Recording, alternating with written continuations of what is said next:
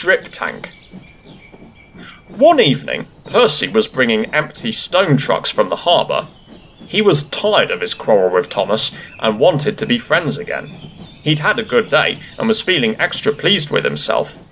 He was so busy thinking how he would tell Thomas and Toby about his expert handling of the trucks that he forgot to keep a good lookout. Too late, he saw a broken branch hanging over the line straight in front of him.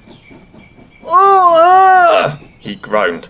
He tried to stop, but his brakes wouldn't hold him. "Ouch!" he exclaimed a moment later. The branch hit his smokebox, broke away, and crashed into the ground. Percy was more startled than hurt, but his front was still sore when he reached the shed. "It's your own fault," said Thomas unsympathetically. "You should keep a better lookout. I've no patience with you." "Pooh!" retorted Percy huffily. He forgot his good resolution and only talked to Toby for the rest of the evening.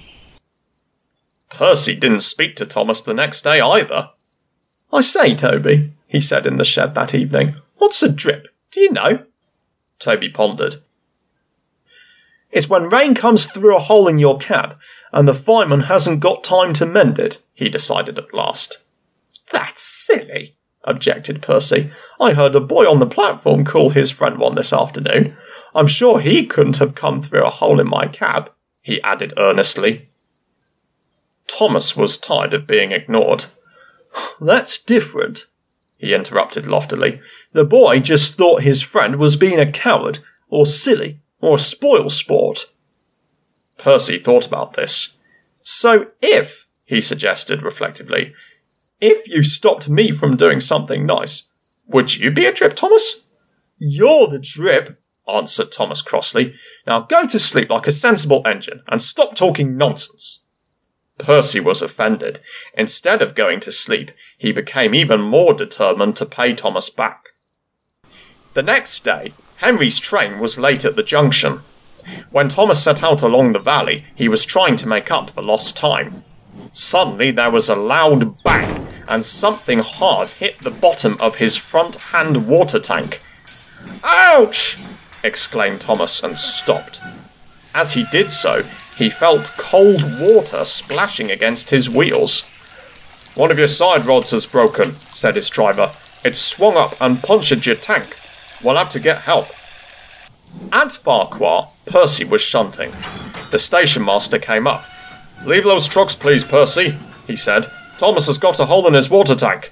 There's water dripping everywhere, and he can't get home on his own."